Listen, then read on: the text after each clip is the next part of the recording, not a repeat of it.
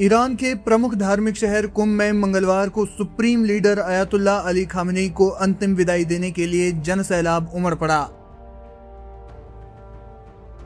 शहर की सड़कें लाखों लोगों से भर गई और पूरा माहौल खामेनी अमर रहे और ईरान जिंदाबाद के नारों से गूंज उठा।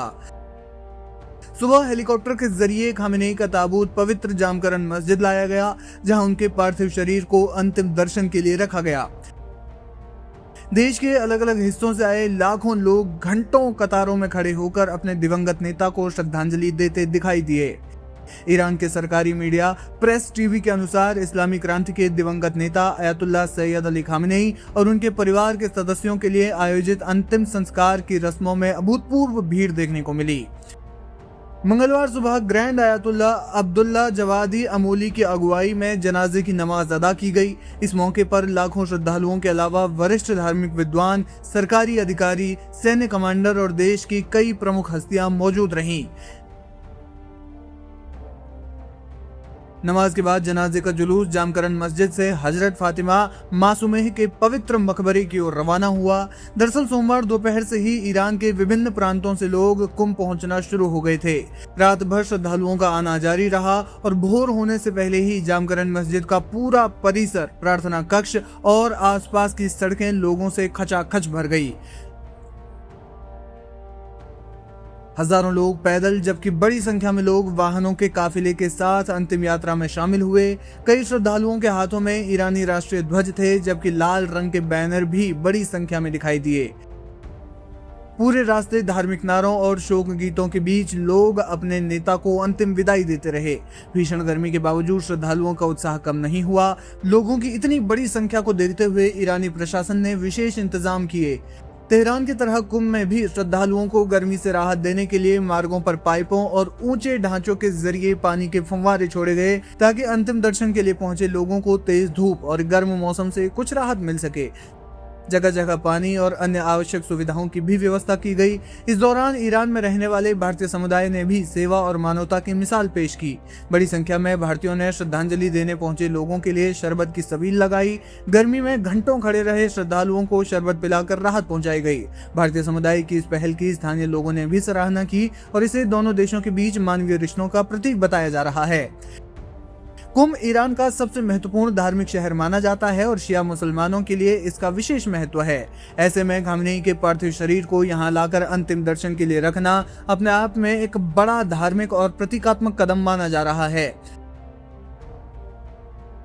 अंतिम यात्रा के दौरान सुरक्षा के भी कड़े इंतजाम किए गए थे, जबकि प्रशासन लगातार भीड़ को नियंत्रित करने और श्रद्धालुओं को सुविधाएं उपलब्ध कराने में जुटा रहा। खामेनी की अंतिम विदाई के दृश्य साफ दिखाते हैं कि ईरान में उनके समर्थकों के बीच उनकी लोकप्रियता और प्रभाव कितना गहरा था। लाखों लोगों की मौजूदगी, धार्मिक अनुष्ठानों में व्यापक भागीदारी और पूरे शहर में गूंजते नारों ने इस अंतिम यात्रा को ईरान के हालिया इतिहास के सबसे बड़े सार्वजनिक शोक समारोहों में से एक बना दिया। फिलहाल आपको बता दें कि इस कार्यक्रम के अगले चरण के रूप में अयातुल्ला अली खामेनी का शव करबला ले जाया जाएगा। ईरान के दिग्वंत सर्वोच्च नेता अयातुल्ला अली खामेनी के अंतिम विदाई का सिलसिला तेहरान में जारी है।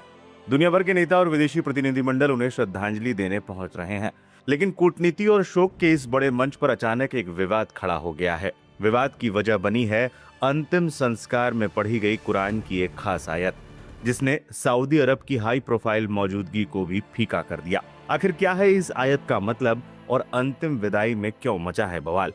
ईरान ने अपने पूर्व सुप्रीम लीडर को अंतिम विदाई देने के लिए सप्ताह भर चलने वाले राजकीय समारोह की शुरुआत कर दी है। इस मौके पर व्यापक अंतर्राष्ट्रीय भागीदारी देखने को मिल रही है। रूस के वरिष्ठ नेता दिमित्री मेदवेदेव ने तेहरान पहुंचकर ईरानी राष्ट्रपति मसूद पेजिशकियान से मुलाकात की और मॉस्को तेहरान के मजबूत रिश्तों को फिर से पुख्ता किया। रूस, चीन, पाकिस्तान और इराक समेत कई देशों के अधिकारी इस समारोह का हिस्सा बने। जानकारों का मानना है कि ईरान हालिया युद्ध और तनाव के बाद खामेनी के अंतिम संस्कार को दुनिया के सामने राष्ट्रीय एकता और प्रतिरोध की एक शक्तिशाली प्रदर्शन के रूप में पेश कर रहा है। इस समारोह में सबका ध्यान सऊदी अरब के प्रतिनिधिमंडल पर भी था।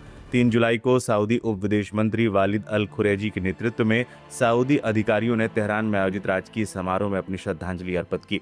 लेकिन सऊदी अरब की इस कूटनीतिक पहल पर अचानक एक विवाद का साया पड़ गया। दरअसल समारोह के दौरान ऐतिहासिक बद्र के युद्ध का जिक्र करने वाली कुरान की आयत की तिलावत की गई। क्या कहती है ये आयत? आखिर इस आयत में ऐसा क्या है जिसने सबका ध्यान खींचा है?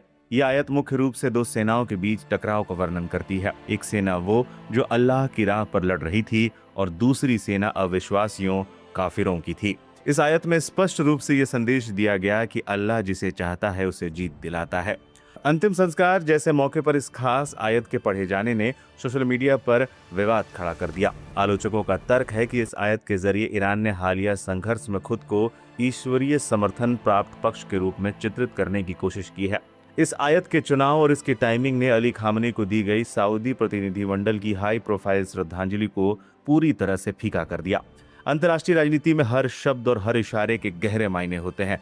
एक ऐसे कार्यक्रम में जहां पूरे क्षेत्र के प्रतिनिधिमंडल आपसी गिले शिकवे भुलाकर शामिल हो रहे थे, वहां एक ऐसे वाक्य ने संवेदनशीलता और तनाव की एक नई परत जोड़ दी है। क्या ईरान का यह कदम जानबूझकर दिया गया एक कूटनीतिक संदेश था या महज एक संयोग? इस पर आपकी क्या राय है? हम कमेंट बॉक्स में जरूर बताएं।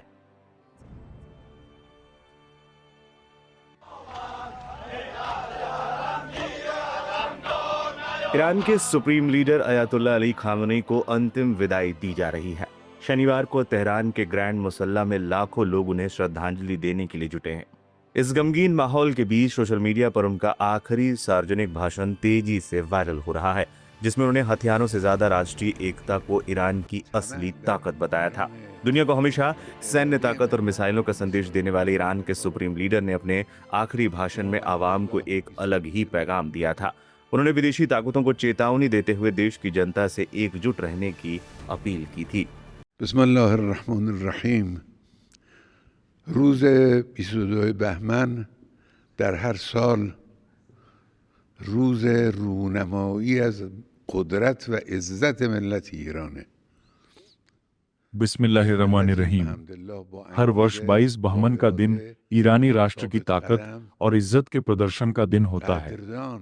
अल्हम्दुलिल्लाह, हमारा राष्ट्र एक ऐसा राष्ट्र है जो उत्साह, मजबूत इरादे, अडिग संकल्प और अपने राष्ट्रीय हितों तथा मामलों के प्रति पूरी तरह जागरूक है।